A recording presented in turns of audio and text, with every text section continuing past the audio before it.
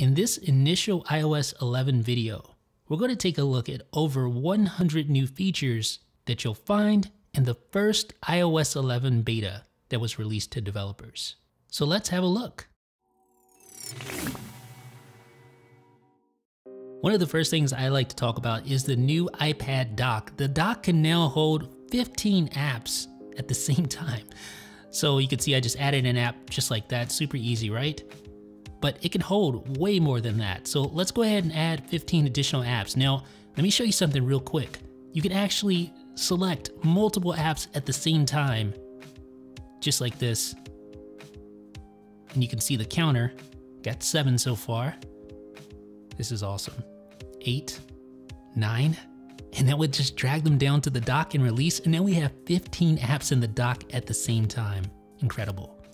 The dock also has a special little section for continuity and proactive apps. So if you're using continuity, for instance, if I open up the clock app on my iPhone, I can pick up right where I left off, and that dock is smart enough to know what apps I might want to use next.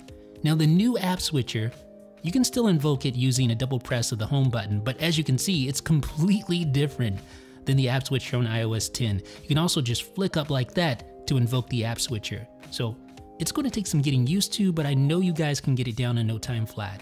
You'll also notice that Control Center is now a part of the app switcher. So whenever you invoke the app switcher, Control Center is right there waiting on you, along with the dock itself. But how do you go about removing apps from the app switcher? Well, you no longer use little swipe gestures like you did in the past. See, when you try to swipe like that, nothing happens, right? Instead, you just long press to reveal the X and tap the X to remove the apps. Just like that. Now in iOS 11 Beta 1, there is no home screen in the app switcher like in times past. So to get back to the home screen, you just tap somewhere on the outside, like that. Or you can also just press the home button to get back to the home screen. Fairly simple and straightforward, right? Alright, now let's talk about how to multitask in iOS 11. So to do so, let's first of all open up an app. So I'm going to open up the App Store. How about that? Alright. So now that the App Store is open, just flick up to reveal the dock, and now tap and drag the app that I want to multitask with, just like that. So now I have the Reminders app sitting on top of the App Store app, and I can interact with both. And I can drag that over to the side to move it out of the way, and I can drag it back over, and I can even hide it just by swiping it over to the side like that, and then bring it back like that. Pretty cool, right? Now you can't hide it on the left side, but you can hide it on the right side.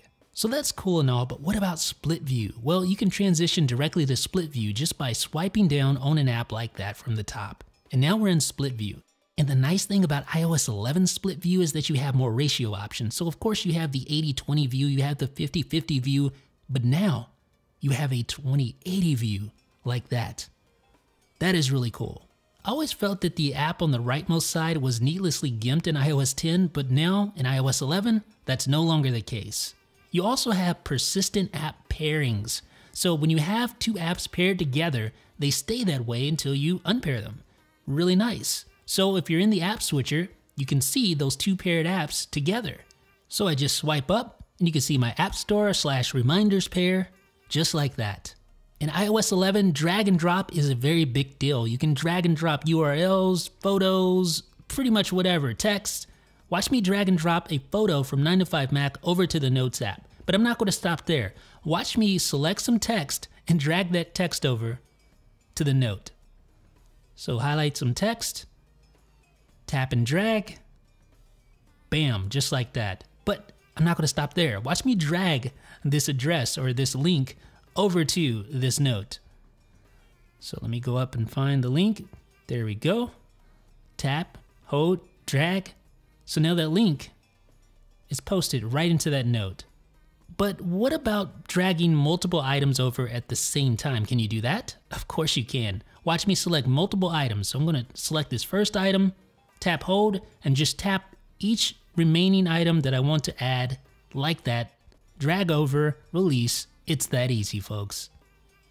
Awesome. But as I alluded to earlier, selecting multiple items is extremely handy for the home screen.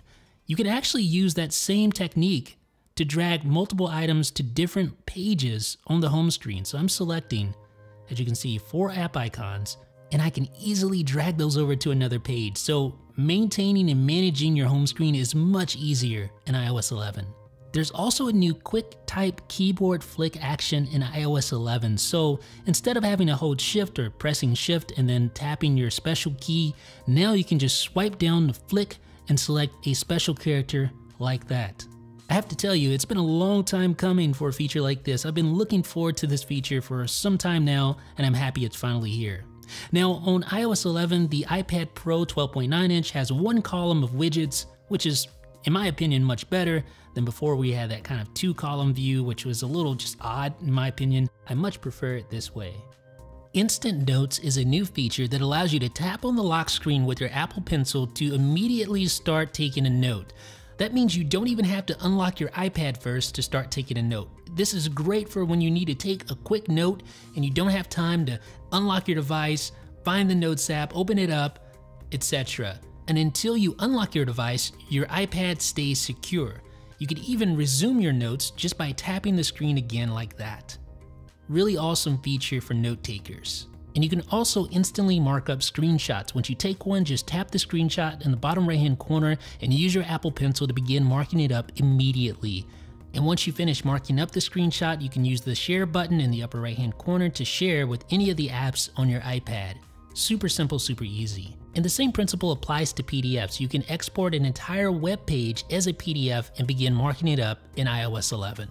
There's also inline drawing in the Notes app, so you don't have to go into some special drawing view. You can just start drawing and it appears right there inline on your note. And then you can pick up typing right where you left off. It's a totally seamless experience and a big win for those of you who use iPads in the classroom. I think you guys are gonna love this. The Notes app in iOS 11 also gets scanning functionality, so if you tap the plus button, tap scan documents, you can choose between an auto and manual scan. You can also choose the type of scan you want to have, so you have color, grayscale, black and white, photo. I'm going to choose grayscale in this example. So there's the auto mode, which doesn't work great right now, but again, it's in beta. I'm going to just go ahead and take it manually, and now you can set your points for your scan to get it just right like that. And then tap use scan, and there is my grayscale scan, just like that.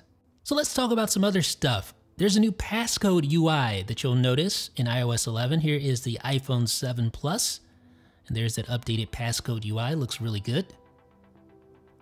But not just that, there's a new lock screen fade animation. So when you wake your device, you can see it fade in the view. And to go along with those things, there's also a new app launch animation, which is different than iOS 10. I like it a lot. There's also bold text in Spotlight for your keywords. Not a huge difference, but you know, subtle details. In iOS 11, the classic signal bars are back, and you also get a slightly redesigned now playing interface on the lock screen. And seriously, thumbs up for Lionel Richie, man. Thumbs up for Lionel Richie. You also get a redesigned battery status icon, as you can see there. Slightly redesigned. And no text for dock icons. This is the same on the iPhone and the iPad. And iOS 11 now includes a combined Siri and Search settings panel, which is right here. So we'll open that up. And inside, you're going to see Siri and search suggestions combined. There's also a new Type to Siri feature under accessibility options. So this allows you to, yep, you guessed it, type to Siri instead of talk to Siri. Just like that. There's also a disable press for Siri option. So when you press and hold, nothing happens. You have to use Hey Siri instead. And when you do, you'll notice a new updated redesigned Siri interface for iOS 11.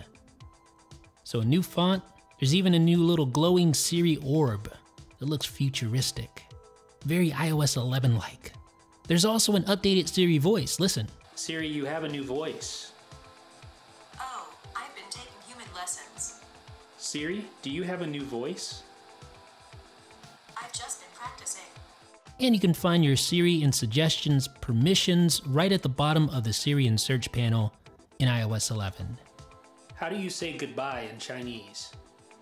再见，再见。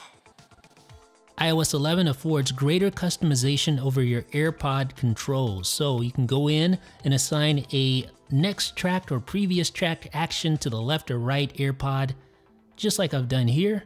Let me show you how it works. See how I just skip back? Simple. There's a new one-handed keyboard mode for left or right hand users. So just tap and hold the globe icon and you can choose your keyboard mode like that. So there's the left hand keyboard. Here's the right hand keyboard. You can tap that little button to go back to normal. So let me just show you typing with the left hand keyboard. I think I still need a little bit more practice. There's no dark mode in iOS 11, but there is a new smart invert option, and this allows you to invert your display without touching things like images. Now, it doesn't work perfectly, but if you use invert mode for a pseudo dark mode, you're going to appreciate smart invert a lot more. You can see here, I have invert on, yet it's not touching my images. Now, when I go back to classic invert, you're going to notice a difference here. It's actually going to touch my images and it's going to make them look terrible. So let me show you. Here's the difference right here, folks. See what I mean? In iOS 11, when an app is using your location, you're going to see a blue status bar at the top of the display, just like that. Here's something that health app users will definitely appreciate. Syncing via iCloud is now here in iOS 11. We've seen the writing on the wall for some time now, but 32-bit apps no longer work in iOS 11. In fact, if you try to install one, you're going to get an error message telling you, nope, ain't happening. In iOS 11 Beta 1, the volume HUD is hidden when playing back music. So I'm playing back music now. I'm going to try to adjust volume. Notice no volume HUD. You can switch keyboards on the fly when dictating text. Well, ciao, ni hao. You can now play back FLAC audio files in iOS 11. I'm gonna select info here so you can see that this is a FLAC audio file, 14.9 megabytes. And now I'm just gonna tap on it and play it back. Yeah, you can't do that in previous versions of iOS, but you can in iOS 11. Now I showed this with the iPad, but I wanted to re-emphasize how cool this new feature is. You take a screenshot, right? The little screenshot window appears in the bottom left-hand corner. You tap that, and then you tap the share button. You can quickly share that screenshot without visiting the Photos app at all. That is such a great feature, folks. For someone like me who takes screenshots all the time, I love that new feature. And likewise, being able to quickly create a PDF and mark it up in iOS 11 is very nice. But one thing I really want to highlight here is how easy it is to turn an entire web page into a PDF. So this entire web page, just quickly turn it into a PDF, and then you can mark it up with ease just by tapping the little markup button in the upper right hand corner, or you can share it with whoever you want to share it with, or whatever app you want to share it with. So the point is that you don't have to have an iPad to take advantage of this feature. You don't have to have an Apple Pencil to take advantage of this feature. You can mark up right there using your finger, just like that. And after you finish, tap the share button to send it off. The calculator app gets a brand new icon in iOS 11, but not just that, it also gets a brand new UI in iOS 11. So there it is in portrait mode, and here it is in landscape mode. Pretty, huh? But not just the calculator app, the iTunes Store gets some love as well. It gets a new icon, as you can see there. And the App Store too gets a new app icon, as you can see right there. But the App Store actually gets a complete redesign, a complete overhaul. I mean, from top to bottom, as you can see here, this thing is gorgeous looking. I really like the job that Apple did on the new App Store. It is phenomenal. You have curated content there to highlight the latest and noteworthy apps, and it's using multimedia in a way that really entices you to want to download these apps. I think developers are going to love this. And while the main tab is called Today, you can also scroll backwards in time to see what you may have missed. And there are now dedicated tabs for both games and apps. So here's the Games tab, have all of your gaming content, categories, etc. And here's the Apps tab. So completely separate tabs for apps and games. There's also a redesigned App Store page, and again, the theme folks, they outdid themselves. It's a really good looking redesign for the individual app pages. And again, developers are gonna love this. You have your ratings at the top, you have whether or not it's an editor's choice, you have your ranking, you have the age rating, you have your ratings and reviews below, and little excerpts for editor's choice, and a really nice hero image at the top, along with the link to version history, which is higher than it used to be in previous versions of iOS, and some related app information there. There's also a new purchase overlay. So when you purchase an app, or when you try to purchase an app, I should say, the overlay is the same one you get when using Apple Pay. So it's much more familiar, much more streamlined, and much more cohesive of an experience. Now, one thing I don't like about it is that 10 tap shortcut where you could tap 10 times on one of the tabs to refresh the App Store is now gone. It's a thing of the past in iOS 11. Now, there is a new Files app. This is actually, I think, the only new app in iOS 11. So not a whole bunch of new apps, but the one that is new is pretty big. Files is basically a rebranded and upgraded version of the iCloud Drive app. So you're still not working with a typical file system like you would find on a Mac, but you do get more Mac-centric features like custom tags, and you also have the ability to integrate this with other services such as Google Drive and various other cloud providers. But one of the really nice features is that you can now share content stored in the Files app. How's this for random? The Timers tab in the stock clock app now features the ability to configure seconds along with hours and minutes. So if you want to set a 5-second timer, totally possible. In fact, let's do so right now. Bam. One of my biggest pet peeves about iOS for the longest time now has been the fact that messages don't sync on iCloud, but now in iOS 11 they do. That definitely deserves a finally. iOS 11 features a new updated quick reply keyboard, and also an updated iMessage app interface with much easier to access iMessage apps, and 2 new Messages app effects. So the first effect is called Echo. I think I like that one. And the next effect is called Spotlight. Which one do you like better? The stock weather app seems to have a slightly readjusted UI. Maybe the text is just a little bit bigger. And the podcast app definitely received an update. It now looks much more like the stock music app. You have the now playing interface, you have the mini player, all that jazz. The music app gains new sharing features under the For You tab. So you can see there in the upper right hand corner, there's my little avatar. And then I can accept follow request if I want to do so. There's Zach, I'll accept. And you can see who I'm following and my followers. And I also get recommendations on what friends are listening to. So you can see the little avatar icon in the bottom right hand corner of each album. Safari receives some UI changes in iOS 11. Some are subtle, some not so subtle. For instance, this status bar is now rounded. The tabs in the tab switcher are rounded.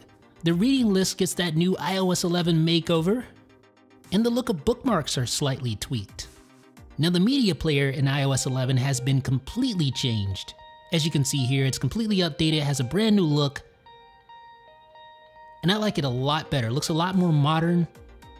Those dark buttons, you can mute, exit out, full screen, skip back 15, skip forward 15. Safari View Controller got a subtle update, as you can see there. Nothing too different, but an update nonetheless.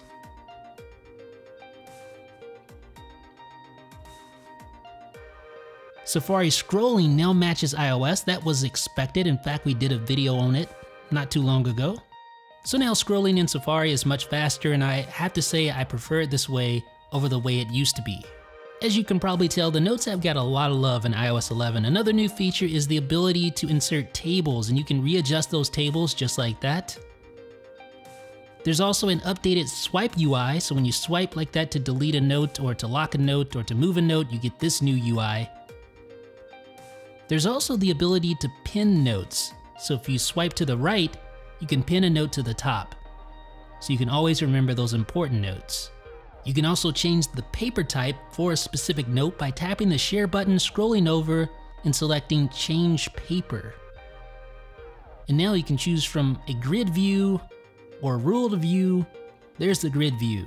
iOS 11 also features an updated Notes app typeface. It's very subtle though. You have to pay attention, but look at the A. See that difference? Notes in iOS 11 also gets an updated formatting UI. Very elegant looking. I like it. There's also the ability to search handwritten notes, and this actually syncs over iCloud, so if you write a note on your iPad with your Apple Pencil, you can actually search for it on your iPhone. iOS 11 lets you take a live photo of an in-progress FaceTime call, and that lets you capture those special moments and save them to your camera roll. Just like that. To switch cameras in FaceTime for iOS 11, simply tap the picture-in-picture window like this. You can now edit your key photo for live photos, so if you don't like the image that's automatically assigned, that one's kind of terrible, you can simply drag over to the frame you want. I like that one right there, and then tap Make Key Photo, and that saves it as the key photo for your live photo. But it doesn't stop there, you can also trim a live photo. So just go back into edit mode, and then tap like that and drag to trim to just the right length. All right, and then tap done. Now let's play it back, and it starts right where we started the trim. But it doesn't stop there. There's also live photo effects. So if you swipe up on a live photo, you'll find 3 new effects: loop, bounce, and long exposure. And you see previews of each effect. I'm gonna tap bounce.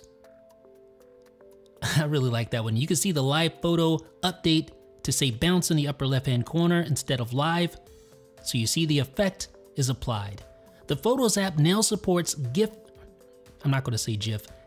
animations. I just saved it to my camera roll and it plays right within the Photos app. You can also watch memories in portrait mode. Couldn't do that in previous versions of iOS or iOS 10 because that was the only version with memories. You can also create custom watch faces from your photos directly from iOS 11. So just tap the share button, tap create watch face, and now you can choose which type of watch face you want to create. I'm going to create a kaleidoscope watch face. And there we go, folks. It's that easy. And from there, you can customize it to your liking. The phone app also receives some UI changes. Here's the dialer, and here's the favorites tab. You can see those iOS 11 centric changes there. There's also a new feature to auto answer calls after a set period of time. You can find that in the accessibility options under call audio routing. And once you have this enabled, you can set a specific time interval to auto answer calls. So after 3 seconds, the phone call will auto answer. Mail app also got some iOS 11 centric UI changes, as you can see here, as did the Settings app. You see the new heading at the top. But the Settings app got a lot of changes actually. If we go in, we're going to look at background app refresh options now.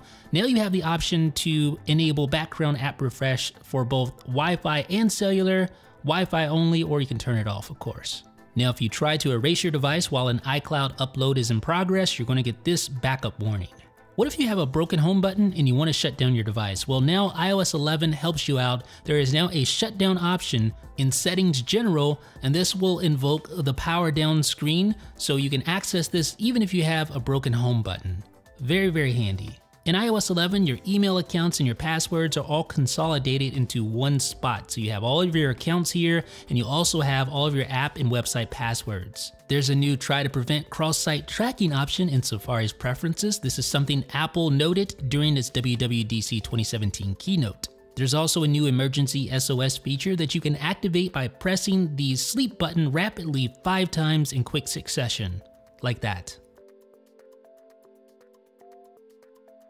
There aren't a bunch of new wallpapers in iOS 11, but there is this one right here, and it's an aerial shot of a beach setting that looks super serene.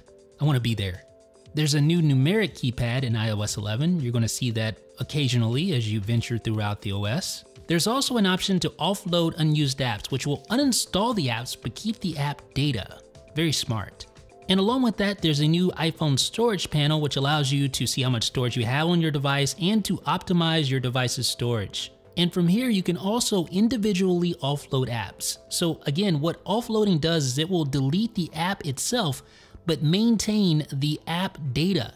So if you want to ever reinstall the app, you can pick right back up where you left off. It differs from deleting an app because deleting an app deletes all of the associated app data as well. All right, so I'm reinstalling Overcast after offloading it, and you can see all of my data is still there. Also new feature, I love this feature. And in iOS 11, you can disable auto join on an access point by access point basis. So just go in, flip the switch, and it'll no longer auto join that Wi-Fi network. iOS 11 features a new persistent banner type notification, which appears to replace the old school alert type notification. Persistent banners stay on screen until dismissed or until your device times out. iOS 11 features something that we've been wanting for quite some time now, and that of course is a customizable control center, but not just customizable, it actually is dynamic, so you can use 3D touch on the various widgets inside the control center to access additional controls, as you can see right here. The advantage of this is that control center is now relegated to a single page, so you're not swiping between different pages to locate the controls that you need. So everything is in one single place. But as I mentioned, you can also go into settings and customize Control Center, add additional options. So just go into Control Center, look at all those controls. Find a control that you want to add, for instance, alarm, and you can use the little drag handle to reorder. Now when I invoke Control Center, look where alarm is, right there at the top of the customized control area. So I can 3D touch and create an alarm or start a stopwatch or start a timer. There's also a new cellular data toggle in the main toggle section. That is something that a lot of people have wanted for a long time. And not just that, there's a new personal hotspot toggle so I can make personal hotspot discoverable without actually having to go into the settings app. Wonderful. There's also built-in screen recording. This is an option you can add into Control Center so you can capture your screen on video. You can even record your voice if you want to. See, it's recording right now.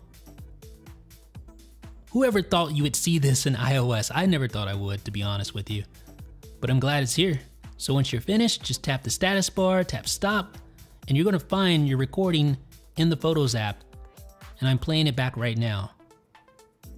That's wild, for real. That's crazy to see this in iOS. There's also a built-in Apple TV remote that you can add to Control Center. Folks, there's so many features in iOS 11. Which one is your favorite feature? If you appreciated this video, please thumbs up, subscribe, let me know in the comment section. This is Jeff with 9 to 5 Mac. Stay tuned for more videos, folks.